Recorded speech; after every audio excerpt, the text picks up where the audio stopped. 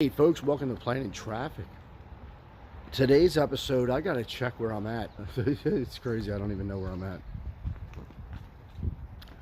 I'll know very soon where I'm at. But I think it was time to change the tire on my one wheel. No, I'm not doing it, but I'm going to show you who is going to do it. And so today on Planning Traffic, it's a one wheel service center in the Atlanta metro area. Here we are at the ATLOWSHOP. It's so their hours are like 11 to Ashton just told me, and I'll get it that they open at 11 a.m. and usually 5 days a week, but he'll custom that on the weekend. But I'll put the address right here. Look at that. I love that. I love the branding right there. This is Ashton, hard at work already. And dude, when'd you get your first one wheel? Oh, March 2020. Okay. Yeah, so right when COVID was dropping. Yeah, you were a couple years before me. Okay. Yeah, and I remember not having a lot of spare money, but thinking, oh, I just want one of these so bad. Oh, tell me about it. And then I had a friend who did some work on his board and ended up with a busted port on his old XR, and he couldn't find anybody to fix it. Okay. I remember him talking to a couple of shops, and they're like, oh, you'll need a new controller or whatever. And I just remember thinking, I work in electronics, this is right up my alley. Awesome. I bet if you give me that controller, I can fix this up. And so he did, and I found some busted solder joints and was able to fix it for him. And then I was like, okay, well, if that was, I can fix them, and he couldn't find anybody to fix them, I asked on some Facebook pages, local and nationwide, if there was a need for a repair shop, and a lot of people said yes, and so that was kind of the start of ATLOWSHOP. That's sick, yeah. And then not only that, but I have a lot of electronics repair experience, at the PCB level. Mm-hmm. And knowing Future Motion at the time wasn't selling any parts or anything. Mm-hmm. BMSs at the time for XRs were going for $600-700. Well, now what is that? What's the BMS? That's the brain or whatever? It's a little printed circuit board electronics that controls the charging of the battery. Okay. And people were always getting their XR wet, and the BMSs were going bad. And the only way to get another one was to part out another XR. So they were extremely expensive, and I remember thinking, I can fix those too. Nice. So I also remember buying another XR, a broken one. And at the time, I was really low on money. I was like, okay, this is a pretty big investment for a broken XR that I don't know if I'm going to be able to fix. Mm-hmm. I was able to fix it, and then that was really the start. What we did the most was fixing XR controllers and BMSs, and now we're over 2,000 electronics having been fixed, whether that's a pint controller, a pint Good for BMS, you, man. That's great, dude. And now we can still fix GT, GTS, and XRC controllers and BMSs. So.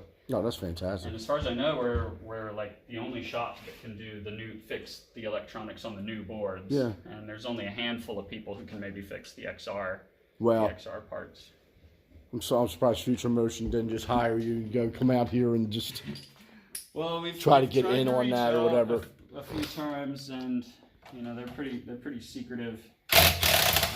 That's interesting. Haven't had any contact from them, although they've been teasing they want to, kind of have bigger repair shops around the country. And yeah. I'm hoping they reach out to me one day. So it costs $35 to manufacture. Okay.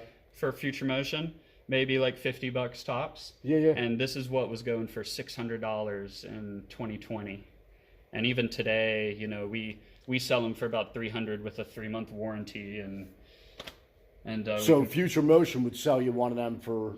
Well, now you still can't buy one of these. What you can buy is the whole rear end of a pint or a GT that has that in it. Okay. So they sell kind of modular pieces. Okay.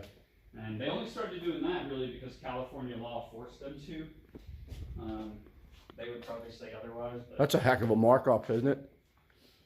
Yeah, I mean, well, that's correct. They're creating the scarcity, and so that sort of drives the prices. Yeah, sure. If they would just, you know, let them go, then it would they'd only be worth like $50. Yeah. Interestingly, I was actually I was riding 2 days ago, and I was riding in the parking lot of my wife was at the doctor, so I was like, oh, I'll ride a little bit in the parking lot, and then the parking attendant was like, oh, I think he said his brother or something had a one wheel. He was asking me about it and blah blah blah. So he points down and he goes, is that the original tire? I go, it is. I go, there's probably about there is 2,850 miles on that tire that just got removed. So I told him about that. I said, yeah, there's 2,850 on that. He goes, yeah, it's got a lot of wear and tear. And I was like, not really. But then I never really looked at it that close. So I go down closer too, and I went, oh, yeah, that does have a lot of wear and tear. Hence the reason why I'm at ATLO today. And so shout out to the parking attendant. So that would be my backside. Well, like if you ride regular or goofy? Yeah, I'm right front. Okay, so goofy.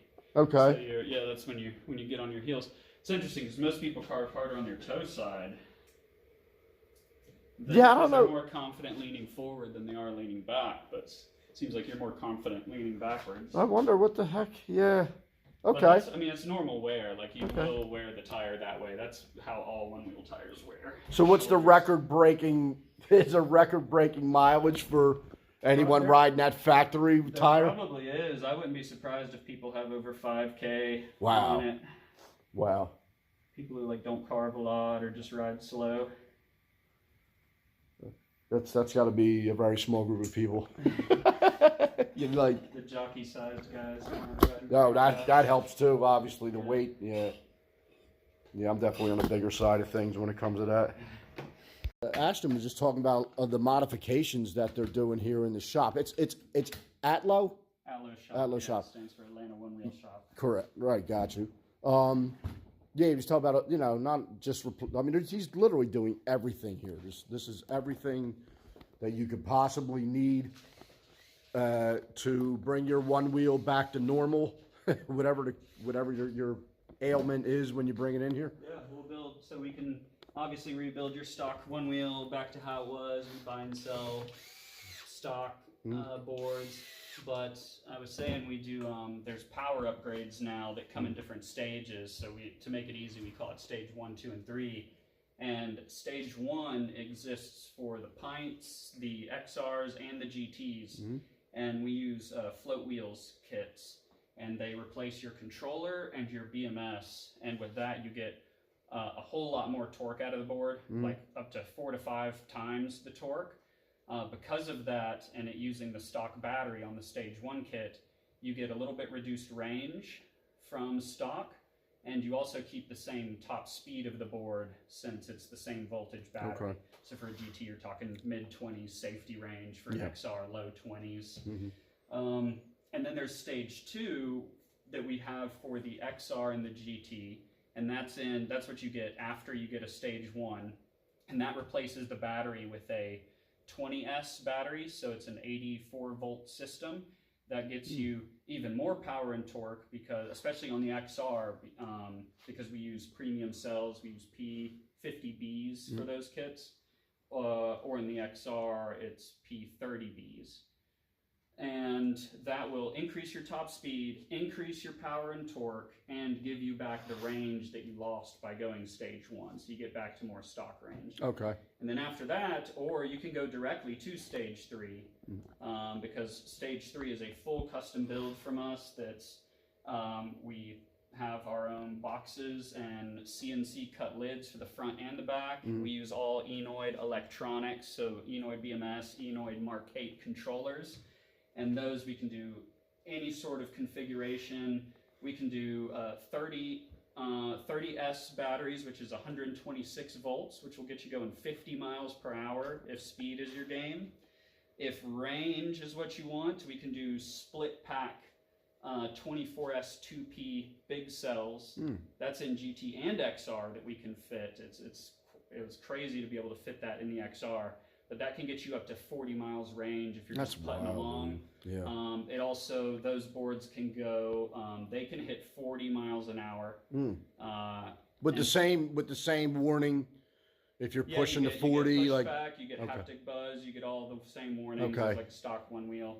But it's actually hard to hit those warnings because they're so far away. Way up there. You know, I think I get pushback warnings somewhere in like the high 30s. And on my 24S2P split pack stage 3 XR that we've built here, I've gone over 40 indicated, so I think I've hit like 43 in Vesctool. Oh, now are you hitting that on asphalt, or are you hitting that like in a trail? We don't want to do a trail, right? Some crazy racers nowadays would definitely be hitting probably 40s off road. That's wild, on man. like smooth gravel. But I only go that fast on roads I know and am familiar with, because at that speed, you know, you hit something and get a wobble and you might be going down. Okay. So we were kind of talking about why Future Motion doesn't have like assigned repair shops. Like, you'd think it would be very lucrative for them to have hired guns all over the United States to handle this kind of work. Are you familiar with? I've read little bits of stuff. Have they caught a lot of real bad lawsuits over people getting hurt on them? They have. They do have a lot. I have some friends who have friends at Future Motion. I've heard that they have been hit. And a lot of stuff is kind of, you know, hey, someone won't wear their helmet, the board messes up or turns off or does some safety feature, and they get seriously hurt. And I think they've been sued over the various nose diving and things like that. And you know, but that's no guarantee. Like your own personal negligence of not wearing a helmet is not. I mean, this is a dangerous sport, and you know, you gotta, especially the earlier boards didn't have a lot of power. Even the GT is kind of underpowered. The new GTS and GTS XL have a lot more power to keep you up while you're riding. So I think they're going to get a little less, you know, issues from that. Okay. But yeah, I mean, sometimes it's, you know, how much is it your fault for pushing the board past what it can do? Yeah, no doubt. And that's why they kind of, you know, the CPSC kind of told them, hey, you need the warnings need to be a little bit more noticeable. So the new firmwares all have the haptic buzz that'll buzz at you, which is nice. Yeah. People were kind of unsure if they'd like that at first, and I know a lot of people who love the haptic buzz. Found this right here, and this is hard for me. Hard stopping. That would be the left side of the board, my back foot. So I've got a used set of red. That's about all I've got. I would rather. I'd rather anything than that. So I'm not gonna. You know what I mean? Yeah. Well, you want. We're definitely going to address that. That little piece right there. The house. This is the Mark 8 controller here. Okay. So yeah, we love building these things. Yeah, these lights. Ton of fun. That's super cool. Yeah, everybody loves the lights. That's cool. People, there's a big DIY scene behind this, and lights are one of like the biggest complaints to integrate. Now, me being an electronics guy, it's not that hard for me, and we've kind of, you know, gotten our own parts to help with that, a power supply, a controller for the lights, and we've designed the harnesses to make it all nice and easy plug and play. But I'm even coming out with something here soon that's going to be an integrated power supply, lighting, and communication module all in one. It's actually, this is a prototype print of it. So it'll be about this size, and it'll have everything needed to run lights on here that you'll install. So I'm hoping the DIY scene appreciates that and finds it useful. Dude, that's great, man. Easier. How many places you think in the U.S. are kind of operating the way you're operating? Is that like none? None at all. None. There's a few vest builders out there. that'll do really well with the vest kits, especially if you give them a handful of parts, they'll do it. I won't operate like that. We like to have we build our vest with stuff we've already vetted, and boxes that we like to use. Our boxes are all custom for the stuff we use. So I won't take a handful of parts usually and build a vest. You have to do it through our configurator, kind of just accept the parts that we use. Because there's a bunch of other controllers. I mentioned Enoid, but there's Thor, there's the little Fokker that we used to use, but now we pretty much stick to what we know and what's good. As far as electronics repairs on one wheels, we're pretty much the only place doing that. Right, gotcha. We're the only place that can pair the GTS XRC and GTS XL. So we're the only ones that can do electronic repairs on those. And then, you know, there's a lot of shops out there that'll do this type of I'm work. glad I moved down here. For that, just that, I mean, for multiple reasons, but. Yeah, definitely, if you want your one wheel fixed and you like one wheeling, you're at the right shop. We even have a really great community of riders just here in Woodstock. I saw that, yeah. In the summer, we've had up to 60 people on our group rides. Nice. It's crazy. What are you guys hitting on your group rides? Are you just kind of cruising the streets, yeah, or? we just cruise the streets. Cool. You know, it's a pretty small town, so try to keep the rides kind of fresh and interesting, but it can be hard sometimes because we have limited low-speed streets to ride around on. Yeah. But Philly had a first Friday ride. That was a lot of fun, man. There was I don't even know how many people were involved with that. I mean, obviously it's a big town. The city itself is a big city, but like, yeah. So that stopping just blew right through it. oh, it took a while, you know. Yeah. A few hundred, if not more, quick stops on the way. Oh yeah, no doubt. Yeah, so Ashton's the administrator on the Woodstock, the one wheel Woodstock PEV. Woodstock PEVs. Yeah. We do a ride out every Thursday at 7:30 p.m. Awesome. I asked Ashton. I asked him what his favorite, like cool spot, like out of the area to ride, and he said what? Miami. That makes sense. Out of all the states and everything. Yeah, that makes sense. There's actually a big one-wheel meet that they do every year called Stokebird. So that's coming up here at the end of February. Nice. And me and my gang will all go down there, rent like a big house. A bunch of other crews from all over the country come. Oh, it's that's less of like a lot of one-wheel events are racing oriented, and this one is more hangout and group ride oriented.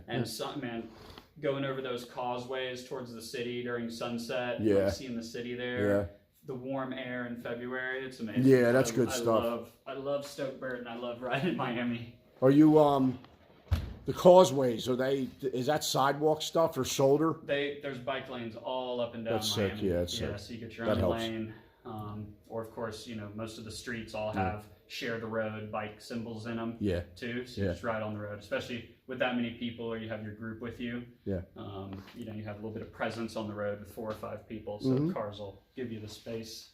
That was my big adjustment down here. Is I'm in Douglasville, and they literally there's no sidewalks at all. So it was kind of like, and then the cops chased me off of riding whatever roads. There's no access. There's no shoulder access whatsoever. It's a ditch or which you're absolutely entitled to use the road. And that's kind of the point of our group ride here. Why I'm so dedicated to do it every week. It's kind of like hey, you own a car and off the road. We all pay for this. It's public infrastructure. Yeah. And so we'll get on. We stick mainly to 25-mile-per-hour roads. We'll do 35-mile-per-hour roads if we need to do an interconnection. But I mean, technically, all bikes and even these, if the road's 45-mile-per-hour and under, you're more than.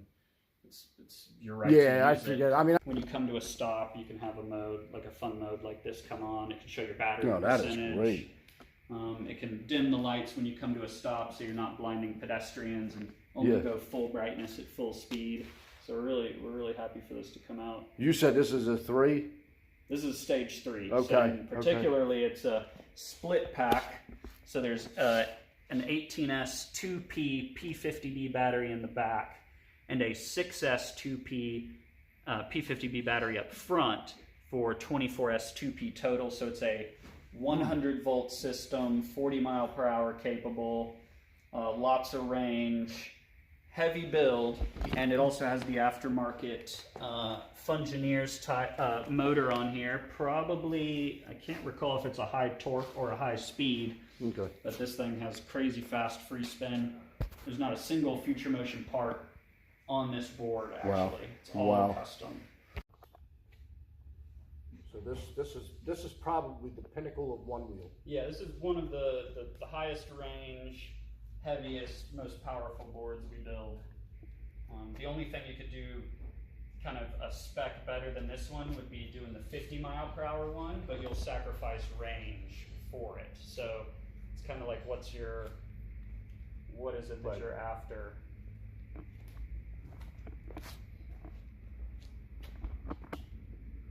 Ready. It's safe and sound back in the car. So yeah, ATLOWSHOP. This place was everything. We appreciate the time that Ashton gave us, talking about one wheel and, you know, just all current info that's well, current for me, because I don't really talk one wheel with a lot of people. So now you know, I got the tire. I'm glad obviously as a professional he knew about that bumper being shredded the way it was, and that was a good thing to be able to actually swap that out, because he had some used parts in. It's everything right here. Just come by. I'm gonna put the address in the video. Any kind of one wheel repair needed, it's ATLOWSHOP right here. Yeah. Have a great day, folks. A pleasant tomorrow, and I'll see you next episode.